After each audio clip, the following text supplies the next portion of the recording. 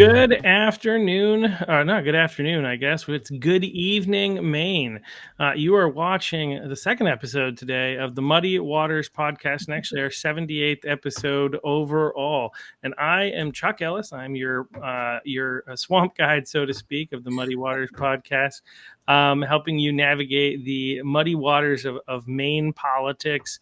Unfortunately, as I like to point out every single time, the mainstream media is not doing their job, and that's why we exist. I would prefer if they were doing their job and they were informing the people. Instead, they want to distract you with games and pay attention to what's going on nationally and ignore what they're doing in the backyard and ignore what they're doing in our school boards, for instance. And so that's why we exist, to help the people of Maine better understand what's going on by having people from around the state of Maine in various roles and positions and life situations share what's going on. And today we're fortunate to have with us Gardner School Board member Michelle Tucker. Thanks for joining us. Thank you. This is going to be fun. Yeah, I'm excited. And you're more than just a school board member in Gardner. You also have twice now, I think, one in the interim and then one for like the regular election run for vice chair of the Republican Party, and narrow defeat, I think, both times. Is that right? I think a narrow defeat the first time, Okay. Not so narrow the second time, but really Scott Rocknack is the right guy for the job. So couldn't be happier that he won. Yeah. He's a great guy. He's definitely. It was nice. We had two good options, in my opinion. Thank you. Which is nice to have good options. Options, right? We don't always have good options. Right. Right. So yeah, and then also we can talk a little bit more about this later. But you're also the newly elected chair of the. Here, it's a bit of a mouthful, so let me. Maine Federation of Republican Women. Yes. Yep. Right. The National Federation of Republican Women is a national organization, and I am the newly elected chair or president of the Maine chapter. So right, and basically, what does, just because like I've heard this a number of times, I think you've shared it at state committee meetings, and I'm like, what? I mean, I can make some assumptions about what it is. It's probably simple enough. Right. But what is that organization? So it is an organization that needs to be revitalized in Maine. And it used to be very active. I think it was really kind of the advent of COVID that sort of diminished that activity. And so we're looking to bring it back. And we have a couple of different chapters within Maine, and we are looking to involve women, give women a voice, give women a voice in the issues that matter to them, and also give them ways to get involved. So grassroots efforts, supporting local candidates, you name it, we're going to try to do it. And also really focusing on school board races. And excuse me. And one thing I do want to say is, though I am a school board director on the MSAD 11 school board, I am not representing the school board in any official capacity while we talk, just so you know. But I am representing myself in an official capacity in this new role as president, and wanting to empower women. So. Awesome. So I have there's these weird nuances where like the fact that you have to announce that is just weird to me. It's like, well, in my opinion, if you don't say this is the official position of said organization, then you are representing yourself, right? But it's a weird world. You have some strange rules, in my opinion, that you guys have to follow being school board members. Can you explain some of that a little bit? Oh boy. What you're allowed to say is what we'll say. Right. I don't want you to say anything you're not allowed to say. Right. Like, so just understanding the process, because it would seem to me that you should have free speech, and you do, but you just have to clarify. There's certain things you can't talk about, right? Right. So as a school board member, I'm acting as a unit with the other school board directors. And so I believe one of the ways that this does make sense is if I'm on this podcast and I'm talking about the school board and what I think, and there is the risk of me speaking for the people And that's not my job to speak for other people. So when I'm in that boardroom, I am part of a unit.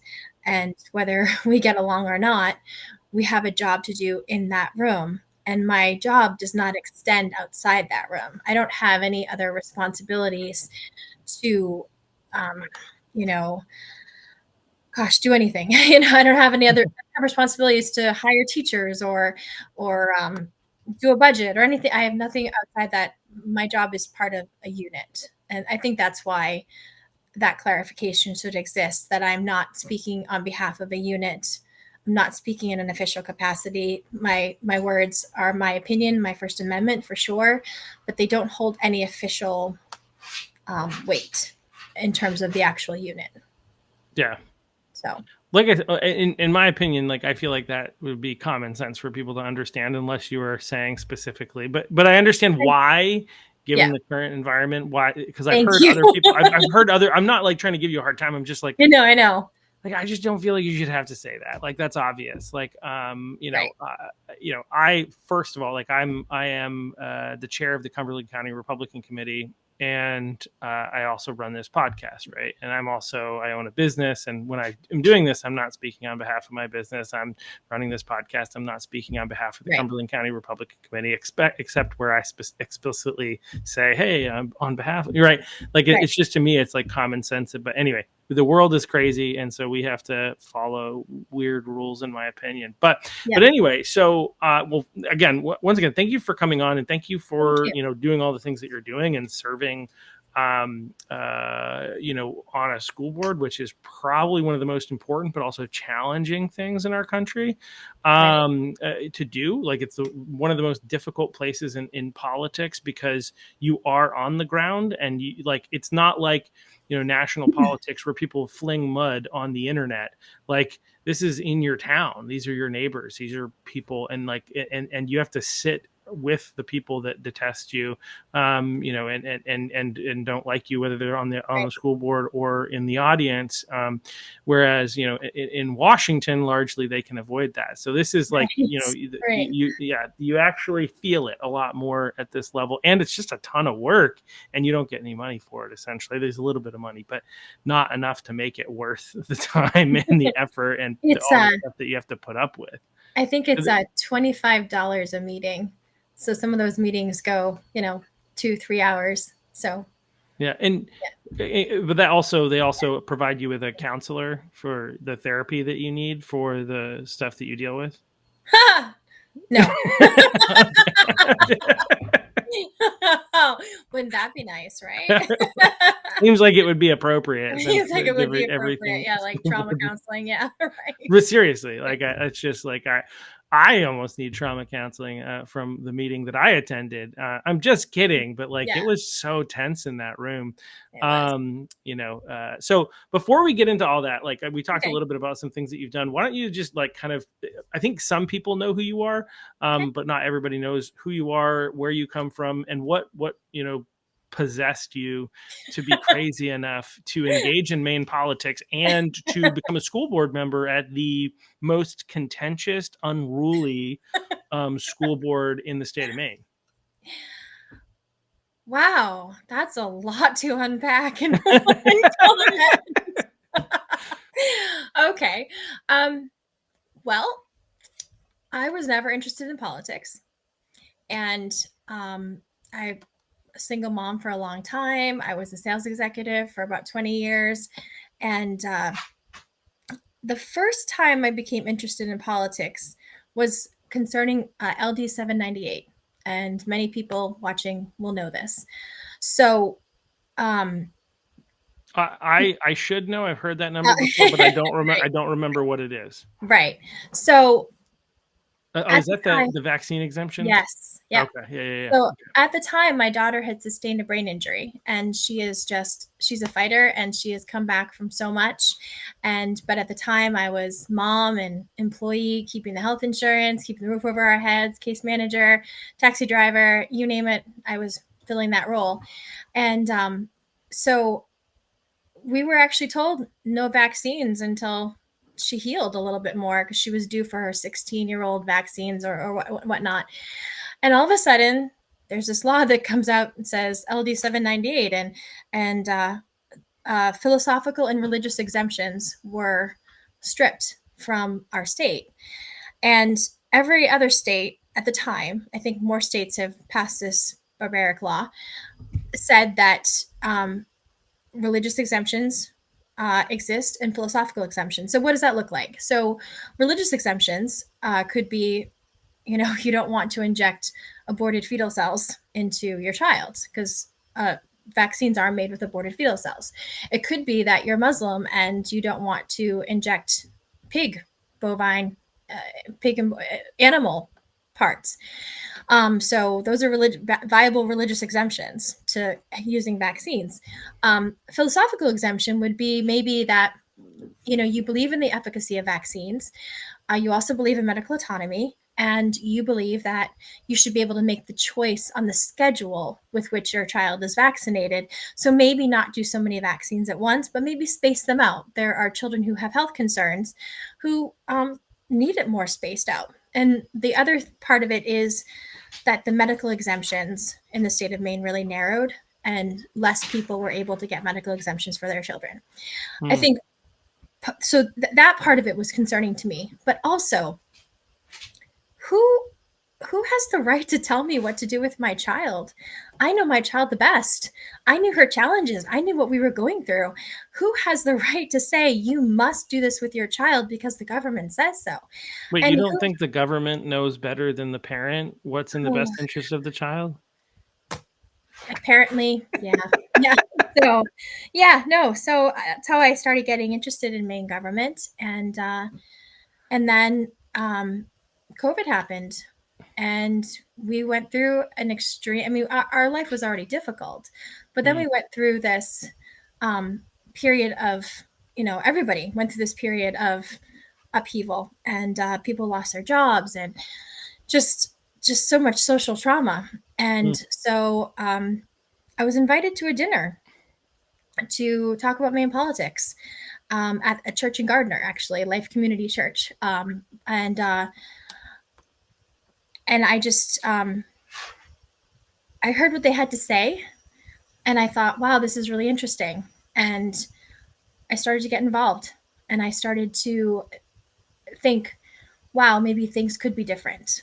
And I started really small.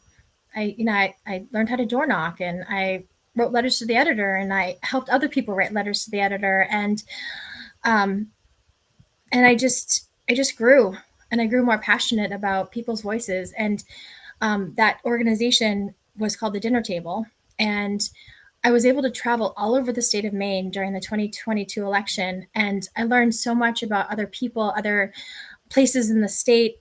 Every county has different needs and different desires, and so just being able to travel all over the state was pretty amazing to me. And then unfortunately, we did not flip the house, and I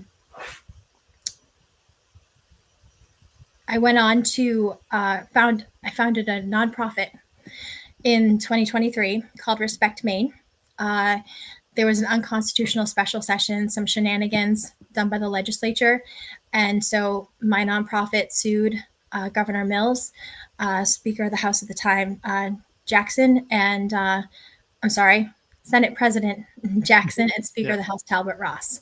Right. And so we ultimately made it to the Maine Supreme Judicial Court, but we lost, and that's okay. We still fought, and we still traveled all over Maine to talk about constitutional rights and the way the Maine government was being fraudulent.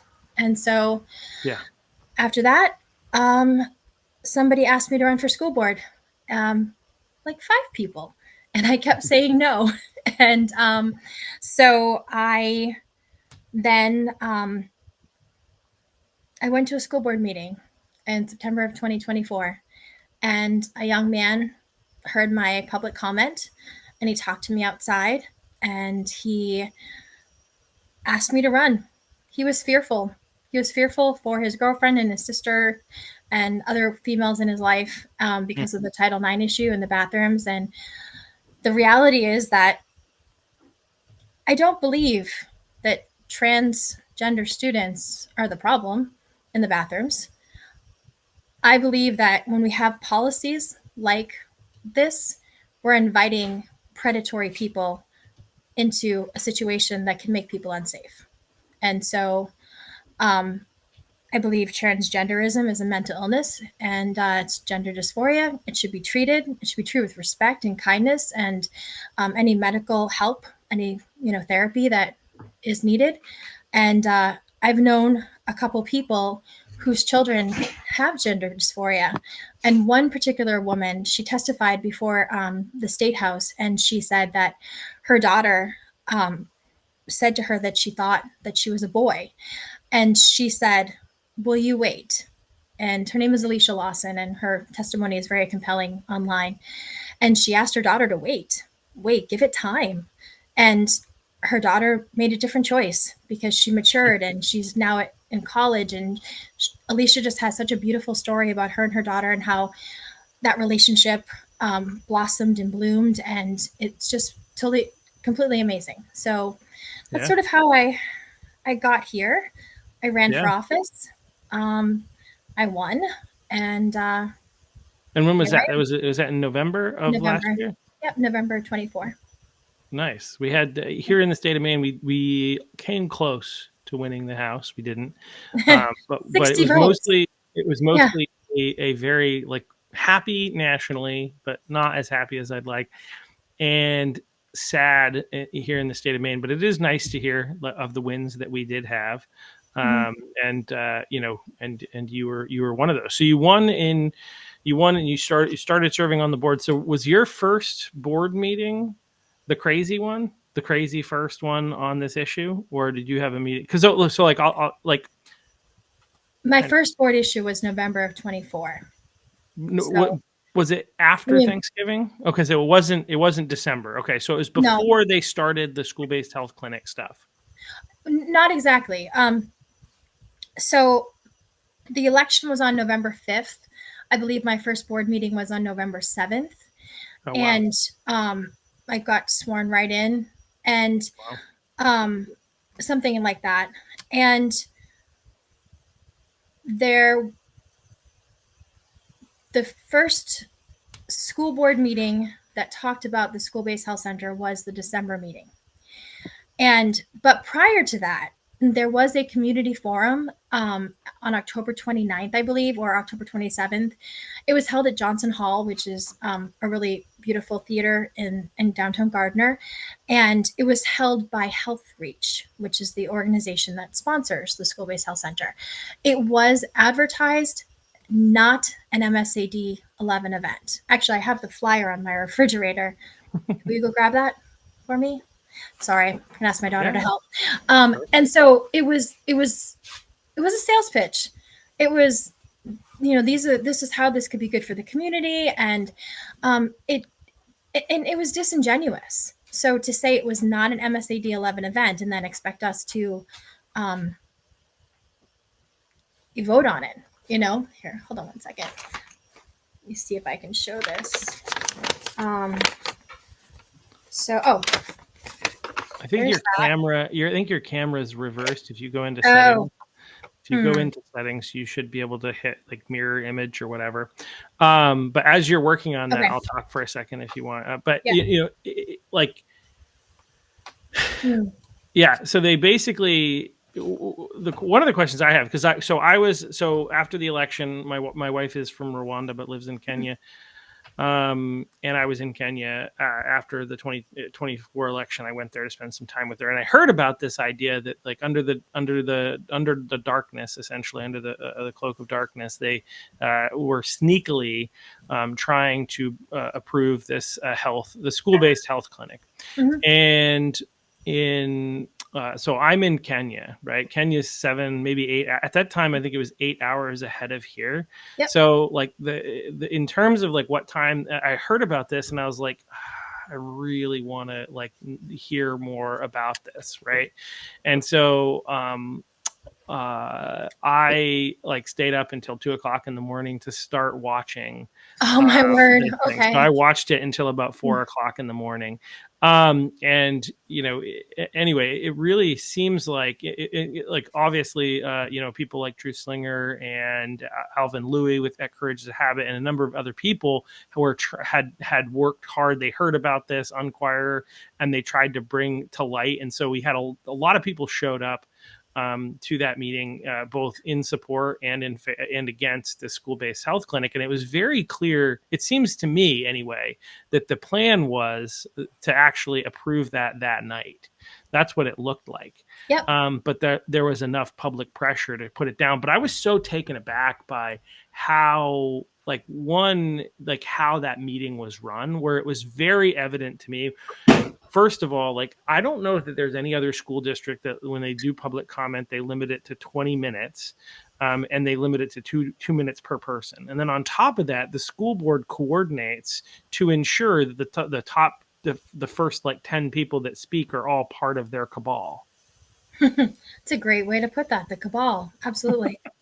Yep. Right. And Yep. because that's what I witnessed. And I was watching it, and like, again, we won in 2024. Like, right, we won. We as Republicans, Trump won the election. We won the House. We won the Senate. But like, still, almost half of the population of the country voted in favor of a candidate that's in favor of some things that are just like horrible. Right. Right. Terrible candidate. Terrible policy, specifically around gender dysphoria and other things. And so I was just like, I was still like, yeah, we won, but like there's still a lot of darkness, especially here in Maine. And so watching this school board meeting and watching this kind of unfold, where person after person after person is saying the same thing on their side. And then fortunately, when it got to the end of that 20 minutes, some people on the board, I don't know if it was you or somebody else, who made the motion to extend public comment. I think it was somebody else, but public comment was extended. And all of a sudden, and I was like, I'm watching this and I'm just sitting there and I'm like, I'm hopeless. Like, I think it's just going to happen and there's nothing that we can do about it. Well, we'll get there later. But, Right.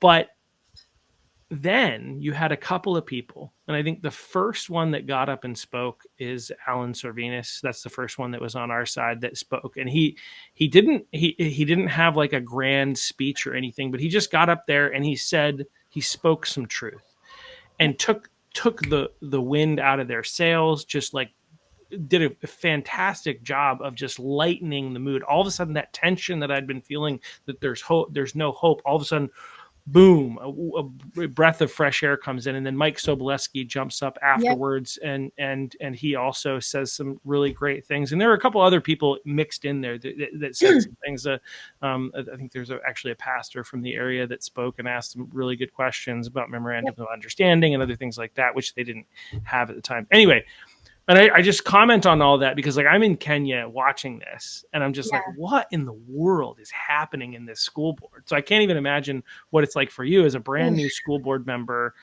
Yeah. And, on the one hand, they're trying to claim, well, this doesn't have anything to do with gender, being able to treat kids for gender dysphoria without their parents' knowledge. On the one hand, this is what they're saying. On the other hand, some of the people on their side that are defending them are saying, well, the kids at 16 and 17 are allowed to do this anyway, so why does it matter? So it's like, obviously that is part of the intention, right? Like, if you're, anyway. Yep. Absolutely. So I'll unpack a little bit of what you Yeah. said. Number one, in December, there was an assertion by HealthReach that they had no intention of providing gender care at all. And throughout the past 6 months, we have seen advertisements for HealthReach advertising that they do, in fact, provide gender affirming care. And so at the meeting last night, the question was asked, do you intend to provide gender affirming care? And they dodged the question. They said, well, we don't intend to provide hormone treatment. But gender affirming care isn't just hormone treatment. It Right. is, chest binders and a lot of other things I don't really understand. And so the question is, do they intend to provide hormone treatments? Okay, no, they're not going to do that, but they do referrals for Right. such hormone treatments. Also, they provide the tools for social transitioning, and they don't tell parents. So Mm. that's a number one part. They called them their confidential clients, I think is the way that they presented it when I was Right. watching. Yeah. And they talk about decision making capacity, and that is ridiculous. One of the arguments is, well, if you take your child to the doctor, then you have to leave the room. No, you don't. You don't. If you have a minor child, you absolutely do not have to leave the room. They can ask, and the child can consent, or the child can ask to leave the room, but it is not mandatory that you leave the room. My daughter, I never left the room. I She wanted me there, and and when she was like 13 and 14 years old, um, I never left the room. Even if they said, "Why don't you leave the room?" No, I'm not going to. When she's 23 now, so obviously I don't go in the room with her now. But but that's part of it, is that there's this movement to separate parents from their children. Mm, And yep. so, but let's play this out a little bit. Okay, let's say, just for the sake of argument, that there's a student who has gender dysphoria, and that student wishes to socially transition and wishes to ultimately have gender reassignment surgery or hormone replacement, or whatever else that would entail their particular plan of care. Okay, who takes care of that child? School doesn't go on 24 hours a day, 7 days a week, 365 days a Not year. yet. I think that's No, where they're headed, I, but I, not I, yet. I know, Yeah. not yet. I And mean, that's a so, little yeah, facetious, but at the same time, no, it's not. But yes, yeah. so we say that parents don't have to know, and their kids get prescribed medications like antidepressants or whatnot, and birth control pills and all sorts of other things. But who Vaccines, cares I for that believe, in the child? schools as well. Yeah. Who cares for that child? Their family does. Their parents, their family. There's lots of non-traditional families out there as well. I'm not Sure. saying one single type of family, but so that's a problem for me. Another issue for me with, and you're right, that December meeting was my second meeting, and so I can't switch the camera around, but I went to this school-based health center sales pitch, like trying to sell a condo, and it was ridiculous, and I raised a lot of questions, and actually I was interviewed after by one of the newspapers. It wasn't the KJ, but it was another one, and I raised my objections about parental rights and decision making capacity. How can somebody meet a child once or twice, not have a list of questions? I think it was Jeff Hanley last night, asked if there is a form, like if there's a standardized list of questions to determine maturation, brain development, health, decision making capacity. And there is no list of questions. So it's not objective, it's not measurable, it's not defined. It is a conversation with subjective needs, and a practitioner who does not know that child gets to say that they believe that that child can have decision making capacity. And that child could be 13, 14 years old, and they're saying that child can have decision making capacity. And that child could go in for mental health treatment. And if a child is suffering from mental health treatment, shouldn't the family be involved? Um, there are very few instances. If you look statistically, there are very few instances of children who are in danger. There are, and this is something that I actually learned a lot from Alvin Louis about weaponizing empathy, about Mm, using the few, right, using those few examples to justify taking the rights of the many. And so yeah. we say, well, what about the kids? We saw this in the meeting last night. What about the kids who don't have things? What about the kids whose families are bad? We already have mechanisms in place to provide for that. Mm-hmm. And one can say that I'm really callous or whatnot, but I was a foster child. I was ultimately adopted. My family had foster children in and out of my home my entire life. And my mother was a social worker, and she helped unify some families that made it through, and other families she placed them for adoption. So there are so many families that are intact because of the work that my mother and then my uncle did when he became a social worker after. And so I don't have callousness about this, but there are Mm, mechanisms in place. yeah. There are ways to report abuse. There are ways to do things. And so to say that we need to deny all parental rights because of a few bad apples is really faulty logic. Well, and to your point, like the reality is like because this whole idea is built on, well, some parents aren't safe. It's like, okay, if they're not safe, as a mandatory reporter, report them, right? Exactly. Like that. I Yep. mean, that's actually your job. That's the law. And If actually, if you that's don't, yeah, if you don't, if you're a mandated reporter and you don't report what you can see, what you see, then you can face consequences and liability.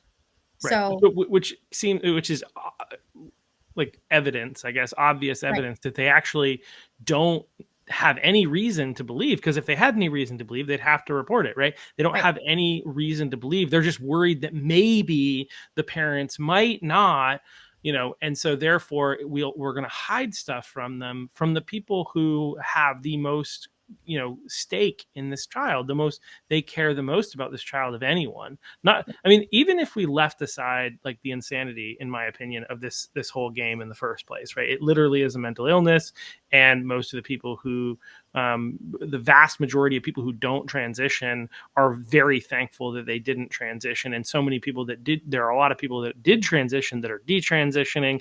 And right, then the highest rate of suicide is actually among males who transition, do the surgery to right, female, right? right. That's the highest rate of suicide. None of the highest rates of suicide are in people who did not transition. Exactly. It's actually among those who did transition. So when you actually look at the data, it's really hard to argue with. But anyway, it wow, we've missed a ton of comments. I mean, Truth Slinger's been playing around in the comments. Sorry, guys, Yes. but having a great conversation anyway. But yeah, but the reality of this whole, even if you set that aside, right? Even if you said maybe this is real, maybe we should believe in this, right? Um, the reality is that you shouldn't cut out the people who care the most about that kid Right, from being a part of the conversation. And the right. fact that they're doing that seems to suggest that they don't have the best interests of families and children at heart. Otherwise, Mhm. we wouldn't be here. Becky Fless, the chair of the board, has said that parents don't make the decisions. Parents don't have the right to make decisions. She said So that. she said that. Um, Wow. there's a lot of clips of things that she says that Yeah. can very easily be isolated.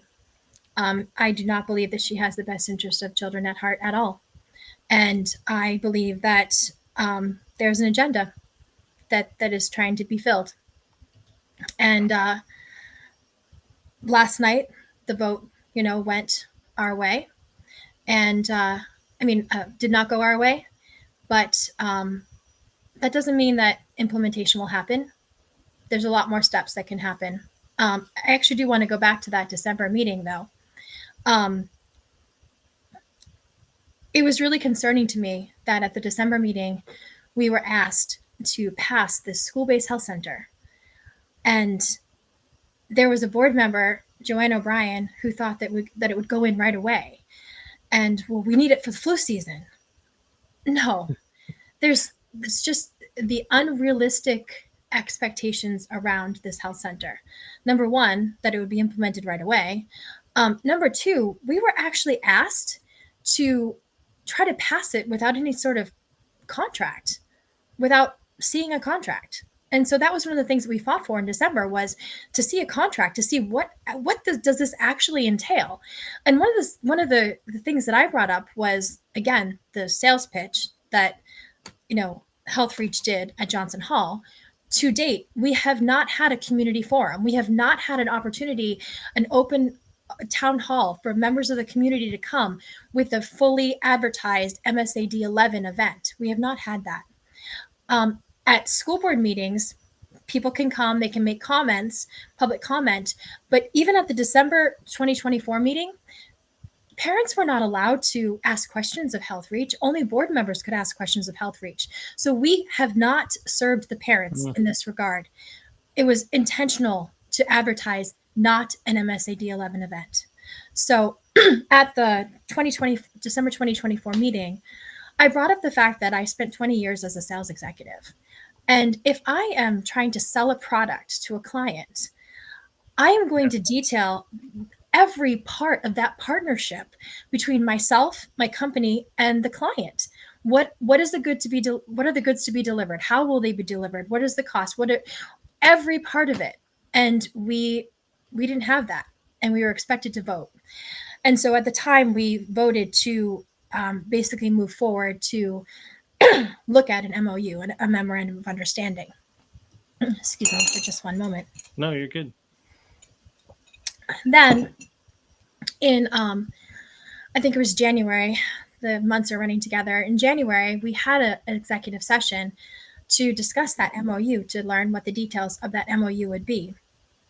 And then last night, we talked about our concerns, and there were many.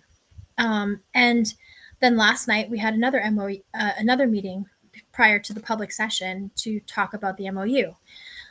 On Monday, I asked Superintendent Pat Hopkins to get a copy of the updated MOU. It has taken 4 months to get that MOU updated because there were conversations with lawyers, and every so often we would get a very random update of, oh, we're still working on it. Oh, there's still questions. Oh, we're still talking to the attorneys. And on Monday, I asked for an updated copy, and I was told that I could not have the updated copy. And I was sent the old copy, the MOU that was released by FOA request as public knowledge to everybody, and said, you can review this. Let's be very clear. You're on the board who has to make the decision. And the only reason you had the previous request is because somebody submitted a FOA, a Freedom of Access Act. No. I received, so the meeting in January, I received a copy of the memorandum of the proposed memorandum of understanding 2 or 3 hours before the meeting. Not in which enough we were time, supposed to vote on it. in which we were supposed to review it and ask questions. And so I didn't have enough time.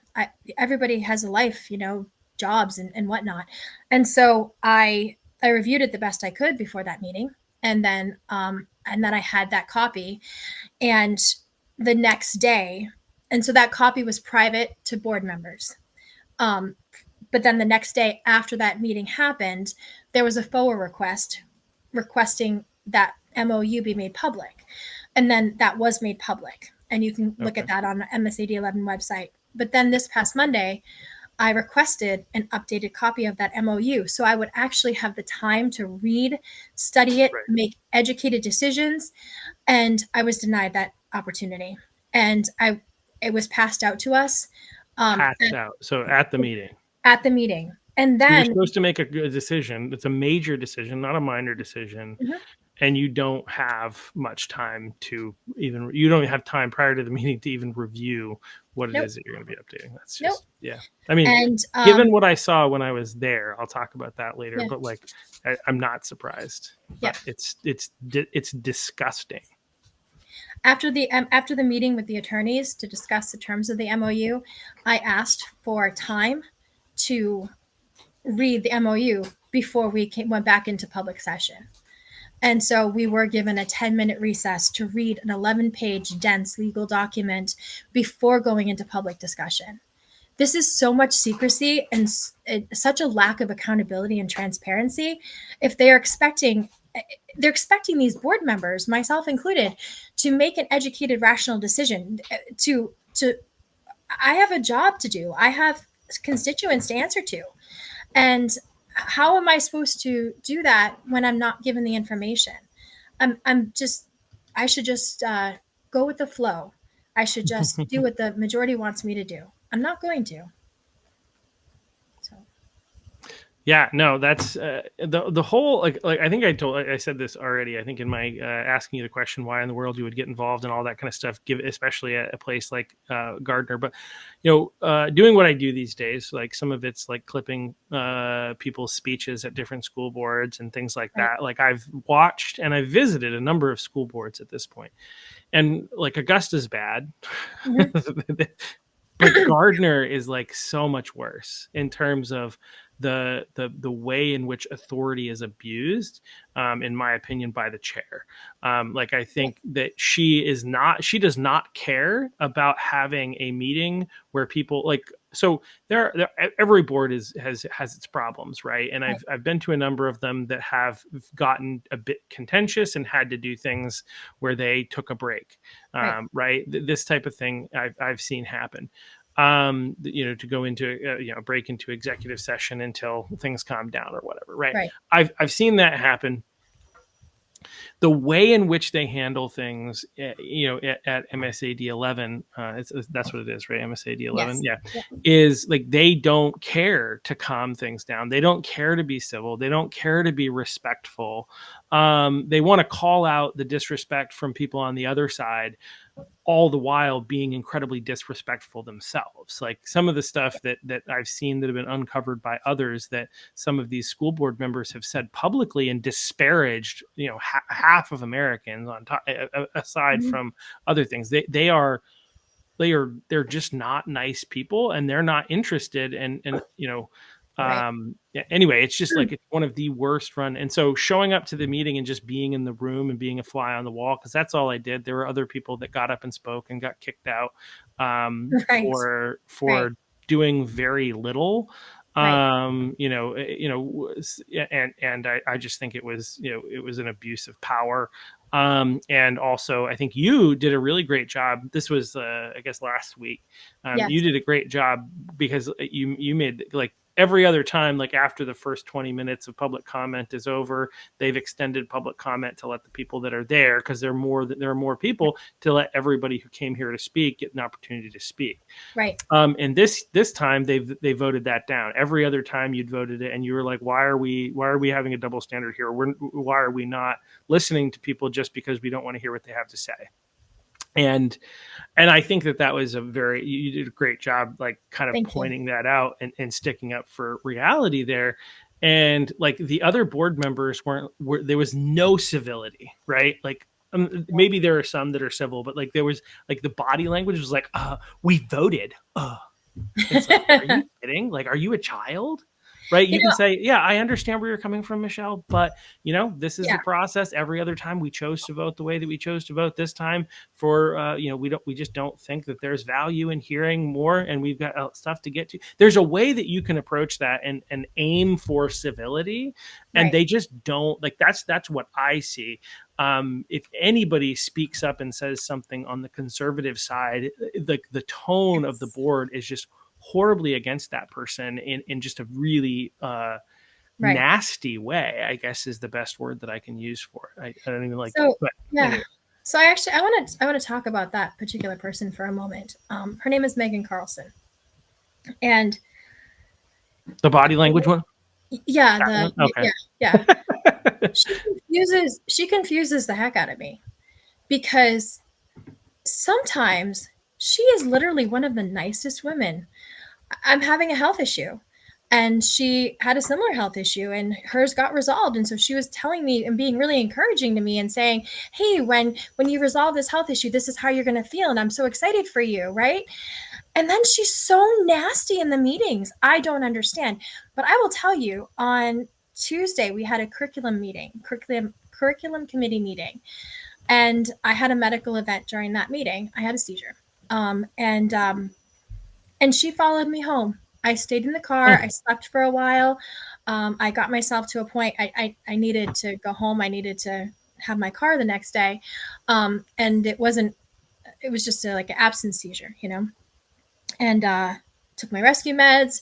Two other staff members like really helped me out. I mean, I can't say enough positive about that. And then Megan waited, and she followed me home to make sure I was safe. And so there are times where I see her as being so incredibly sweet and so incredibly nice. But then the first chance that somebody challenges her worldview, she just gets so nasty. And she, like, I just, Dr. Jekyll, Mr. Hyde sometimes. But Mm, I will say that when she is nice and when she is kind, she is such a lovely woman. mm. Um, but Good to hear. some At things, least there's some yeah, I mean, civility you there. know, But whew, I want to see, I truly want to see the best in people. I really do. Um, and in some of the more contentious board members, Joanne O'Brien, I tried to be friends with her when her Facebook posts were actually uncovered to be so like aggressive and you know vile, I think is the vile, word I would use. vile, yeah, vile. Yeah. Um, I actually went into the coffee shop where she used to work that's now closed, and I said, "You and I don't see eye to eye, and I'm really sorry about what's happening to you right now. I would really like to pray for you." And she said, "Don't worry about it. The lawyers will take care of it," which I now know she's launched some lawsuits, right?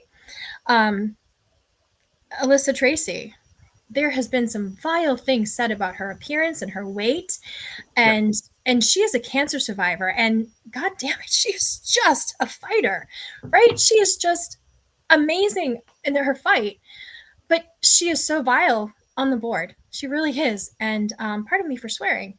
I do apologize for that. Did you swear? You I, said vile. oh, okay. I Well, then missed it. If you did. let's miss it. Let's say we missed it, right? And so but I stood up and I said that the person that said that to her, those things about her body, I said that's not okay. I messaged her Yeah. privately, and but yet I am vilified because allegedly I support that statement of her, you know, weight and all that stuff, and it's just such a dysfunctional place to be. It really is, and um, I don't know how I deal with it, to be honest, because Yeah. I really do want to get along with people. I really do want to like the people that I'm working with. I really do want to represent the constituents that voted me in. I've had a couple conversations with Becky Fless, trying to be friendly with her, trying to establish trust. I've had a couple conversations where I've gotten off the phone and said, well, maybe there's hope. And then the very next board meeting, she completely turned on everything that I had to, everything that we talked about. The snake in the grass, you know? Hmm. So I think that there's an Almost agenda. like she was pretending in the conversation with you to believe something that she definitely didn't believe, just to have an opportunity to hear you talk about it, so that she could use what you said against you Absolutely. in the Yep. meeting. Yeah. And the people, there's a core group of people who show up and they get there first and they offer testimony and they stack the deck, and they are basically, I believe, are recruited by Becky to be there But because she yeah. always expresses how much she enjoys their testimony. Well, This, isn't there like from faux request, isn't there stuff showing that she was actively recruiting people to be there? yep, Right. Yeah. So it definitely, I mean, we have proof actually that it's happened. yep, I forgot And about that. Yeah, yeah. yeah, Well, it's interesting. Oh gosh, I was going to go somewhere. We'll come back to it. Um, but but yeah, I think going back to like just the kind of the hypocrisy, we see this in yep, Augusta too, yep, where Corn Pop has kind of pointed out that like if he gets up and quote unquote says something that's disparaging, which I think the last time he asked them to explain what it was that he said that was disparaging, that they silenced him for, yep, and I'm pretty sure it was that he made something about the LGBTQ cult, and I think that's the verbiage that they said was disparaging individuals. right. Um, and anyway, but I still think it's bogus in the fact that they wouldn't even tell him that's what it was that he said. He usually made disparaging comments, and they also they say don't make disparaging comments, and then they also say don't address the audience, address the board, right? But when their people get up and tell the board that I don't think anybody else should be here, there's all these people from outside the district that are trying to influence the district, and I don't think that you're not talking to the board, you're Mm, clearly talking to the audience, and and during those they were disparaging those people and Right. basically making suggestive comments that these people are bad actors and that they don't just happen to be people who care about kids and care about our schools. And guess what? Our taxpayers in the state of Maine, which is part of where the money that pays for the school district comes from, is from the state of Maine funding. And so, Right. yes, every single person who pays taxes in the state of Maine has some sort of maybe a lesser, right, than in the Right. district. I think the people in the district are much more important to what's going on in the district. But it's not to say that people who are outside the district, especially if those people are part of what's effectively like a lobbying group or a parental rights group that's Right. there to speak for parents who are afraid to speak for themselves, Right. right? Like, Right. so like there's the hypocrisy of like, allowing some people to say disparaging comments and not allowing others, and allowing some people to address the audience rather than the board, when that's against the board rules. I mean, there's just a lot of hypocrisy that I see in how they Right. handle public comment and a number of things there. I wanted to point out something about the outside groups, right? Yeah. This always just makes me chuckle. So we do not exist in a bubble. We are not the United States of the 4 counties of MSAD 11, right? It has been proven that Out Maine has been paid to come into our district. Mm-hmm. They're they're outsiders, right? They're not in our district. They're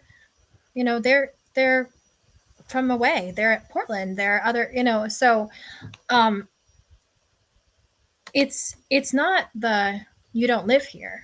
It's the you don't say what we want you to say. So if a group came into our district and you know they were waving a rainbow flag and they were openly endorsing anything LGBTQ, they would be welcomed at the podium and they would be given carte blanche to speak. And that's just the reality. I mean, we have members of our board who are wearing rainbow pins and rainbow scarves, but we have our board chair saying that we're a nonpartisan group. We're not supposed to be political. But wearing those things, they're showing their politics right on their neck or their sleeve or their lapel. So Yep. you're right. There is an extreme hypocrisy, and the other part of it too is why is there such a backlash against parental rights? Yeah, that That it's doesn't make any sense. I mean, what I sometimes say when coming up against these things that are obviously insane is if you spend too much time trying to understand how an insane person thinks, you will go Right. insane, You will go right? Like, insane. Right. right, like this is like it's because that's what's happening, right? Like either Right. they're insane or they're saying things intentionally to drive people to insanity, right? Right. Like because like insane. Well, I'm using strong language, obviously, but like either crazy, they have mental illness. So Mhm. boys who think they're girls have a mental illness.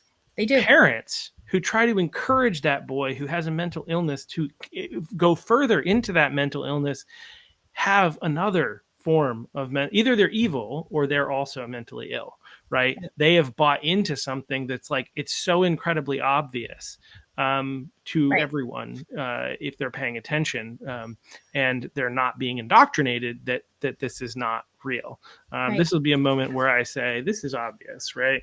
These are the Right. bumper stickers that you can Right. buy on muddywaters.us. Boys are boys, girls are girls. 2 + 2 This too = 4. equals fair. This is Yep. simple math. This is simple biology. It is not Yep. complex. And if you want to support, you can support the podcast and display these beautifully designed bumper stickers. Go to muddywaters.us. There's also other merch there, but it's obvious. It's so incredibly obvious. And here's a question too. Like, I, the first time that I felt my parental rights being encroached upon was, like I said, with LD 798, with the idea that Mm. my daughter could be forcibly made to have something happen, right? Against your will, yeah. Against our will. And I will tell you that, you know, she graduated high school before LD 798 went into effect. She did online courses through Unity College for a little while, but then she decided to go to Central Maine Community College. She had a vaccine and it caused her to have a 3-day hospitalization. So our fears were well founded, you know, and she's great now, don't get me wrong. But what happens on the other side of this, right? What happens when somebody who is saying, oh, parental rights are bad? What happens when their parental rights are violated? What happens if they can't make the decisions that they have the God given ability to make for their children? What happens then? Will they change their tune, or will they sacrifice their children on the altar of their political ideology? I'm not going to ever sacrifice my child or my grandchildren, right? But Yeah. I will Yeah. tell you that if these people who are slamming me and telling me, you know, that I'm wrong and parents' rights, you know, parents don't have rights, parents shouldn't have rights, the state knows better, I will be the first in line, no matter how heinous and evil they've been. I will be the first in line to fight for their right to be a parent to their Absolutely. child and make the decisions necessary for their children. Children don't have consent. Children don't have autonomy. Parents, a human being's brain does not fully develop until about the age of 25. And so we're expected to have children make decisions that could last the Permanent rest of their life lives. altering decisions Exactly. when Yep. they're like full of fear and anxiety. Like I was talking to somebody the other night at because I went to a different school board where they did Mhm. vote in favor of aligning with Title IX, which is the 2020 revision, the current Okay. accurate revision, eliminating all this again protecting girls' sports and spaces. Essentially, Right. they did vote in favor of that, but I think we're waiting. And I was having a conversation with somebody. Um, about oh gosh, I lost it. What were you just saying? My brain just shut off all of a sudden. It does that um, sometimes. about defending parents' rights. That Nope. even if somebody who says that I'm wrong, and you know, I would fight for their right to have medical autonomy of their children, and children don't develop their brains right away.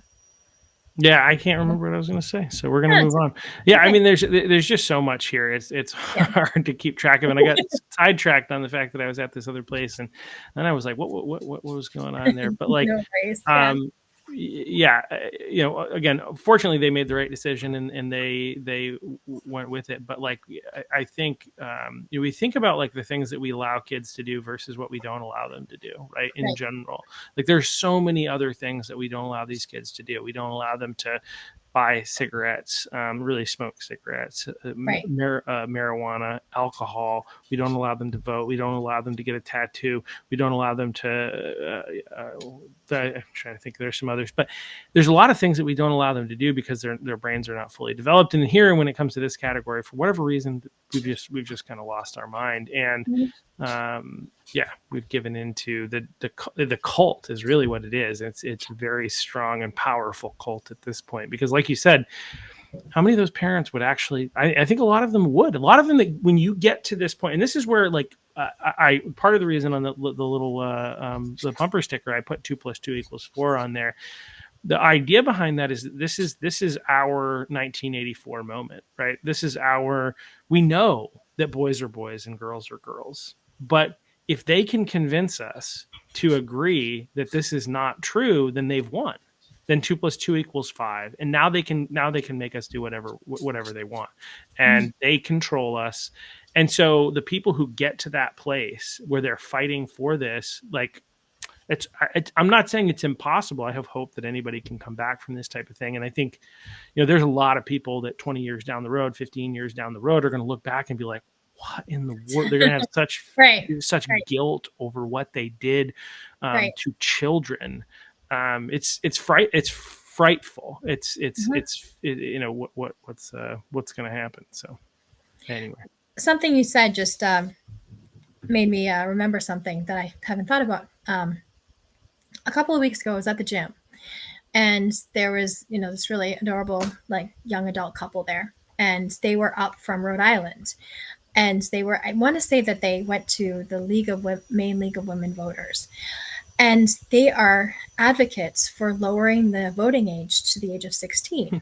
And so I had a conversation with them, and I told him, the gentleman, I said, "You're not going to sway me, but I am really happy to see someone active, trying to make a difference for something that they believe in.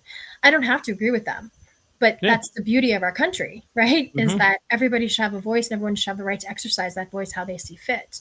And so I we had this conversation, and he said, "Well," and I challenged him with the idea that um, the brain isn't fully developed. How can we make decisions? Voting for Yeah. people is a decision that can have real impact. Well, we see that it can Yeah. have real impact Has on, serious impact. yeah, Yeah. the Yeah. Yeah. quality of our life, right? And so Yeah. he cited a study from UCLA. And again, I just remembered this conversation as we were talking. I certainly can I'll look up the study and send it to you. But he talked about 16-year-olds being able to vote essentially because they would have somebody like co-voting with them, so to speak. So in other words, This is what he's saying. yeah, so this is my paraphrasing because I don't have the study in front of me. But basically what he was saying was that um, the justification for allowing 16-year-olds to vote is because they are adult enough to have another adult come alongside of them to help influence their decision. So, adult enough, right? And You so won't. who are the adults coming alongside these 16-year-olds to help make the decision to vote? Who are the adults coming alongside the 16-year-olds in a high school that want to get an Mm, IUD and helping them make that decision? Who is helping determine decision making capacity? yeah. Yeah, Yeah. so now that I've remembered this conversation, now I have to go do research and find that study. But But it sounded like it was bogus. It was bogus yeah. when he was talking to me, and I said, "Hey, I really applaud your political activism, but yeah, we're not going to agree, but it was really nice to meet you." And so we left, and then I recommended a couple restaurants in Augusta while he was here. So it all ended well, and we had a great civil conversation, and I was impressed by them. I just think they're on the wrong side of the fence. So Yeah, it's just wild. It's hard to understand. Again, I do have such a hard time like grasping, fathoming how many people buy into this stuff. It's just right. it's tough. But anyway, yeah, well, and so it passed. So now, like yesterday, and I think it was a very contentious moment. Did you want to share anything specific about Mm. that the insanity of what happened yesterday? So after all of this, they wanted to push it through in December. They didn't do it. But here we are, and despite all the public backlash, and despite the fact that even though I go back to this point you made earlier too about this is supposed to be nonpartisan. I think that's a joke. Like everybody, especially right now, everybody is so partisan. Mhm. Specifically, the Democrats, who never vote. They vote in complete lockstep, and they believe everything that their side says without question. Whereas you have people on our side that are like, I don't know, I'm not sure Trump's doing the right thing here, right? On their side, it's just like voting wise, everything is in lockstep. Um, I would like to uh, just point but out to you quickly, though, I don't believe they all believe. I believe that they are being bullied and they are being intimidated and that hmm, they are being threatened. So they go behind closed doors. interesting. Yeah, Anybody who has dissension, they're said, well, there's okay. you hear that The in primary, Augusta. Does that yeah, happen at a national level though? I don't know, But but I they know it's definitely I've yeah, heard that in Augusta. Yeah, yeah, yeah, the yeah, legislature. I think you're absolutely right yeah. there. Take a during LD 1619, that full term abortion bill, there were Democrats that were told to take a walk because they were going to vote against it, right? There were Democrats that were primaried by their own party because they misbehaved a few too many times, but they are they're part of the party, right? Yeah. So No, there are some, and yeah, that's the point. It's how vehemently they Right. force alignment, right? I Right. think that's the piece. Autonomy is not a thing that exists on their side at this point among the Exactly. legislators. They bully them. Yeah, I do think that, but still, so many. I think a lot of them do buy into a lot of this stuff, or at Yes, least I they're do too. willing to go along with it, whatever the heck it is. But it's a crazy moment to be in. Yep. And so anyway, I think I was gonna ask a question and I lost it again. It's getting About late, I the guess. yeah. You're, But about yesterday and everything that yeah. happened. Yeah. So I guess one of the things I would like to say is when we came out of executive session and we were granted the 10 minutes to read the contract that we were supposed to vote on publicly, um, I made a motion to table this until each one of us could have the time to actually read the MOU. And Yeah. I was voted down after requesting the MOU 4 days prior and being denied the ability to read through a contract that I am one of 12 that would be committing my community to. How irresponsible. It was a travesty. You don't, in the business world, you don't do business like that. But Yeah. that's one thing. The second thing is I made a motion to table the MOU, table the vote on the school based health center until we could have a community forum. And school board member Molly Rogers actually talked about this very thing as well in the course of um, our meeting, saying that we did not have a community forum. So we talked about that already tonight. But again, What's their argument? Why no community forum? um, the argument was that, well, we have had a community forum. No, we have not. Right. And So we talked they about it. keep saying that the sales pitch that was not presented as having anything to do with MSAD 11, that was just the health clinic themselves inviting people to talk about something that they eventually ended up doing, but it was a sales pitch for doing that, what is it? I think you used the reference to a timeshare. Um, Right. Yeah. like that was what they're calling a community forum, and despite the fact that there are a lot of people in the community that are upset about it and want to have more time to talk about it and want to question the people at Health Reach, they're not interested. There are parents and teachers and staff members who are literally emailing the school board saying these are our questions. And I'll be honest, some of those people that are emailing are just against the school board, school-based health center, and maybe very little would change their mind. But there are some members in our community who have well thought out questions that deserve to be answered. And honestly, if they were answered and they were assured, they would probably want the school based health center within appropriate boundaries and being parental notification, a lot of different things that the school based health center was basically saying, no, we're not going to do that last night. So we have people on the side that want the school based health center, that have had their questions answered, that have been given the propaganda, that then spread the propaganda about, no, there's no gender affirming care. And no, this is just like a doctor's office. It's not just like a doctor's office. It's on school property. And there's federal laws that prohibit aspects of this. There's board policy that prohibit specific uses of school grounds. And we're violating our own policies to do business with this timeshare company that isn't actually being transparent, that actually had a lawsuit from their school based health center in Lawrence, in Fairfield at Lawrence High School. It just all smells like rotten eggs. And and another good point of it, an economic impact as well. Gardner Family Medicine just, did a massive, economic overhaul and really invested in their infrastructure. And so, are we going to be taking business from the existing healthcare in our town? And another Hmm. part of it too is, there's a couple coaches and athletic, oh, well, we need sports physicals. And it takes months. It takes months to get into your doctors to get a sports physical. And that is so disingenuous because Convenient MD, which has locations, like 5 locations in our region, does same-day sports physicals, just dropping in. But that economic impact is also a really big thing to consider as well. I mean, what is the economic impact to siphoning off medical care to the school? And one can say that there wouldn't be an economic impact because it would only be open to schools and what students and the teachers, and that's not true. So let me tell you a little bit about that. I worked for Martins Point, well-known healthcare provider in our state, right? And I sold Medicare Advantage programs for the last open enrollment season.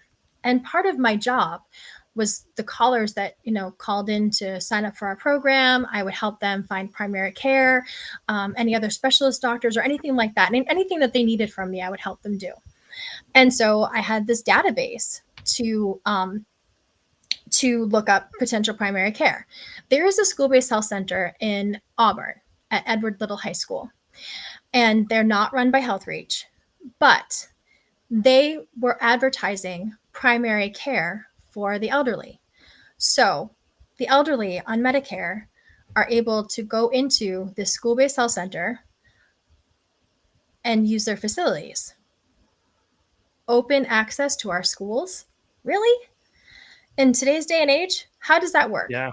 And that's Well, a concern. it's just weird. Even if yeah, but your other point, like for me, I look at this and I grew up in a poor town to a poor family, right? Mhm. So like I theoretically could have been one of these kids that they're like, oh, they don't have access to be able to get a physical easily and all that kind of stuff. My parents were dedicated, wasn't anything Right, we were worried about. They would right, get me where I needed to be. But it's not like we didn't have a lot of money. We didn't have a lot of, my parents were working, hard and very busy working to be able to put food on the table, to be able to take care of us, all that kind of stuff. But there was this idea, like some of the stuff that they keep bringing up is like physicals, and a lot of the other stuff that they bring up that doesn't have to do with gender affirming care, or right, a lot of the stuff that people don't like, right? We right, don't want you to be able to prescribe medication or encourage medication, right, like antidepressants, stuff like that. We don't want transgender treatment of minors starting at the school. We don't right, trust binders, all that kind of stuff. Like, aside from all that stuff, what's left? It's like, well, if the kid's sick, well, okay, like, right, yeah, I mean, we as a society have put up with this for years and years and years. Like, why is it that all of a sudden now the only possible answer is these school-based health clinics? And part of their response is, well, there aren't a lot of medical providers. It's hard to get into a medical provider. And it's like, okay, so you think the way to fix that problem is to take people out of the medical system where we don't have enough people and put some of them in the school? Like, the, right, this is not actually fixing the problem. You understand, right? Like, there's that, but just about everything else that you need to be able to get, kids can have easy access to. I've right, heard, I know somebody who was on the board, and he made the argument that there's a lot of things out there where parents aren't doing what they need to be doing with their kids, and so that's why this makes sense. And I'm like, yeah, I actually don't care. I mean, I care about kids. Don't get me wrong, but like I right, don't like. I'm done, and I never was in favor of, but this like game where we just, oh, the parents aren't doing their job, let's have the government do it. Oh, the right, parents aren't doing their job, let's have the government do it. Like, if we're in a position where parents are neglecting their children to right, the degree that they're not getting the appropriate care that they need, then we should be our mandatory reporters and deal exactly. with that. There is a Yeah, process. This yeah, game of nope, we need to put health clinics. It's so hard for parents to be able to get time to be able to take their kid. Yeah, guess what? That's your job as a parent. right, That's what parents have done for eons, right, is find a way to take care of their kids. That's their job. That's their responsibility. And right, medical decisions are far too important to be like, oh no, stay at work. We'll go ahead. We'll take care of your kids for you. I'm sorry. That's a recipe for disaster. So for exactly. me, with these school-based health clinics, there's zero in it that I think is end game beneficial. Look at the hypocrisy of that. Look at this for a second, and I do want to get back to what we could possibly offer in this health center. But 5 years ago, stay home, social distancing, wear masks. Yeah. People are dangerous. People are filled with germs. Kids have to stay home. If you sneeze and you don't have a mask on, oh my gosh, you are public enemy number one, right? And Right. now we're saying, oh, well, when kids are sick, we can keep them in school. Right. What? Where is that nonsense? But I do want to tell you about something I did, a little bit of investigative work that I did. I called the school-based health center in Lawrence High School, and I asked, do you take outside patients other than the school? And they said, well, we don't right now, but we're hoping to in the fall. So, yeah. And there's components of the MOU that talk about the clinic accepting anybody who's eligible without defining what eligibility means. Right. So, are we in September 26th, when the school-based health center opens, are we going to be opening our school-based health center in Gardner to the public? So, number one, economic impact. Are we taking business away from a doctor's office? Are we taking business away from our own community, right? And number two, vital employees away from the medical service provider. Anyway, continue. Yep. And number two, who are we going to be allowing to walk in the hallways of that school? Right. I mean, that's an additional risk. It's a really great point. I mean, I don't see the upside here. And I see it's just a bunch of gaslighting and a bunch of shaming and a bunch of, you don't care about kids. It's like, no, that's not true at all. I do care about kids. That's why I think we as a society need to hold parents accountable and make them actually do their job. That's actually better for the children than the parents suck. We'll do their job for them. Well, that doesn't help. I mean, all of the data points to successful children come from engaged parents. There are a very small minority of people who don't have parents that love and care about them. Lo and behold, oh my gosh, this makes a difference, right? That are successful in life. Some survive terrible things and make it, right? But the vast majority of kids that are successful and healthy in life and lead healthy lives are because they had active and engaged parents. So if the problem is the parents are not active and engaged, the answer is not do it for them. The answer is how can we make the education system engage parents more? That is the answer, plain and simple. Right. So this whole idea is absolutely asinine in my opinion. But anyway. I agree. Yeah. Yeah. Well, thank you so much for everything that you're doing on the school board and everything else that you've been doing. I don't know if there's anything else. I feel like we could probably talk about this forever. For hours. It's after 10 o'clock at night. And I have to say, I am curious because we have a comment that from Courage is a Habit that he wants us to play a link live. Do we take the risk? if you're for it, I'll do it. I have it ready. I have it teed up. I think if it's the same one he sent me, it says karma is what it's going to start off with. So let's. Oh no. Let's do it. Okay. Hold on just a second. I do know how to do this.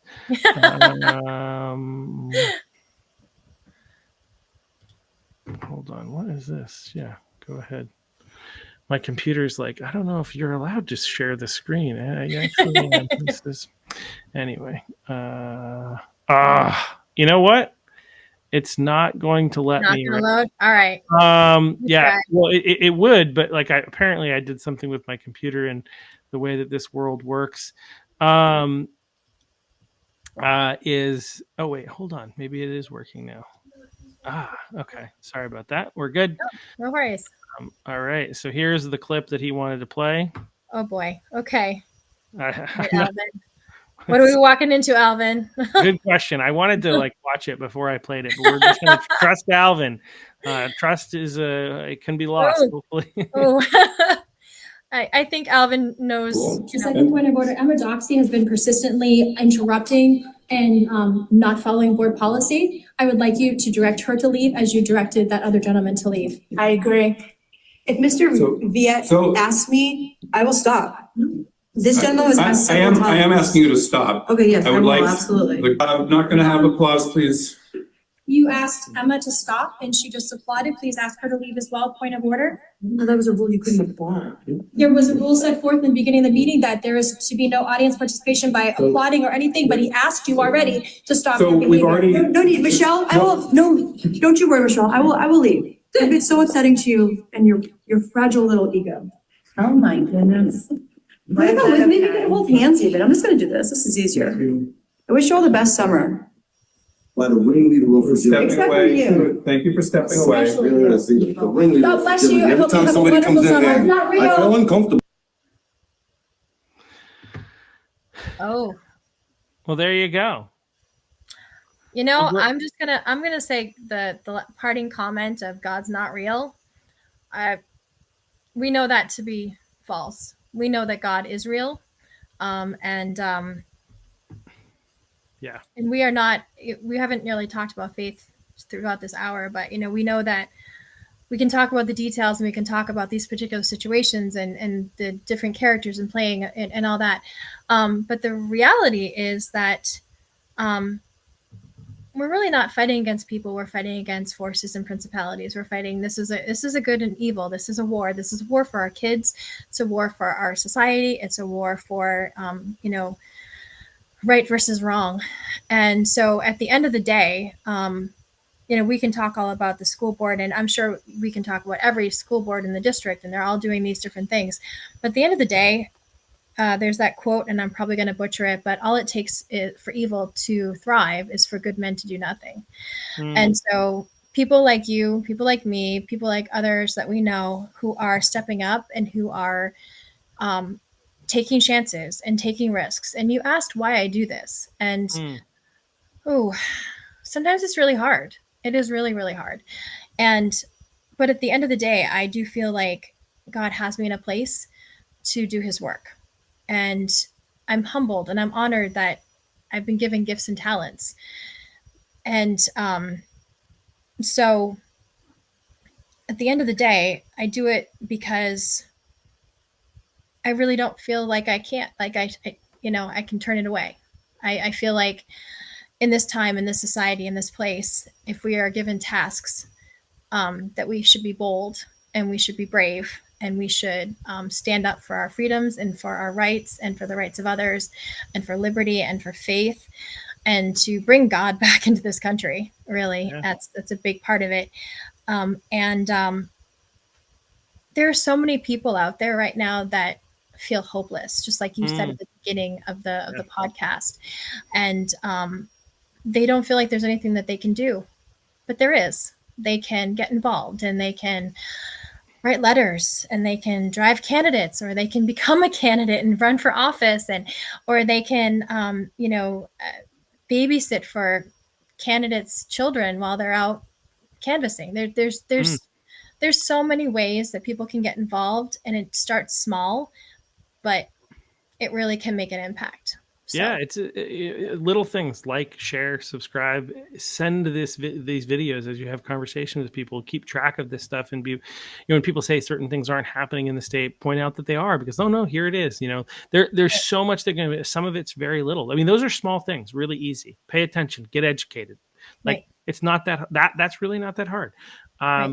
And there's so much that can be done. But I think you you didn't say this, but you reminded me as you were talking about things as like Esther, first, if you've been for such a time as this, you've been given this, like God has prepared you. And like, I think we've talked a lot about faith off the air. And like the reality is that's what drives both of us to be doing what we're doing, is we believe that this is what God wants us to do. I don't necessarily know what the results are going to be. I know that in the end he wins. That's what I know. I know that exactly. For sure. He's going to come back. One of my favorite things is like, I think I'm trying to think of, like, it was a pastor that I really like listening to. I think it was Matt Chandler, who talks about, like, when Jesus returns, he's going to have a tattoo on his thigh and he's got a sword coming out of his mouth. Right. Like, and it's just like, and this is like, actually, like, if you look at Revelation, it's really bold, interesting, really beautiful language. Right. very poetic in nature, but like describing that when he comes back, he's coming and he's going to fix things, and it's not going to be Right. good for the people that are warring against him. And when we Right. talk about specifically the issues that we've been talking about, you talk about people who harm children, who are doing bad things to kids, right? What does it Right. say? It says that it would be better for them to have a millstone tied around their neck and Right. thrown into the bottom of the ocean than harm one of these. Essentially better for them to not ever have been born. Like, so that's what they're looking at if they continue, because he's coming back in judgment. And if we don't talk about like faith, for me, like I don't have to talk about it on every podcast, but like the Right. reality is, it's the thing that helps make sense of all of this insanity, right? Like, if you're going to think about it, is this idea that we battle not against flesh and blood, Right. the spiritual forces of wickedness in the heavenly places. This is a spiritual war, Right. and ultimately, like, that's how in the world else do we explain how all these people who are buying into these insane ideologies that you just use a little bit of logic and reason and you Right. find your way there. You can't, like, yeah. So anyway, that's kind of like talk about faith. Those are kind of my bullet points Right. on what we're talking about. Right. Right. So Yeah. thank you so much for having me. It was a great Yeah. conversation. I had fun. So Yeah. Well, we'll thanks keep so you much for updated. coming on. Yeah, Yeah. absolutely. And Yeah. I mean, I'm sure I'll see you around, and we'll maybe at Absolutely. some point down the road have you back on. Sounds great. If people want to get in touch with you, specifically going back to Maine, Federation of Republican Women, I think if I got it right. Yeah. How could people reach out to you, women who want to get involved? I can give you my phone number. That's fine. It's 207-212-8139. Text is best. And Michelle Tucker from Maine at gmail.com is an email address as well. All right. So right. yeah, definitely would welcome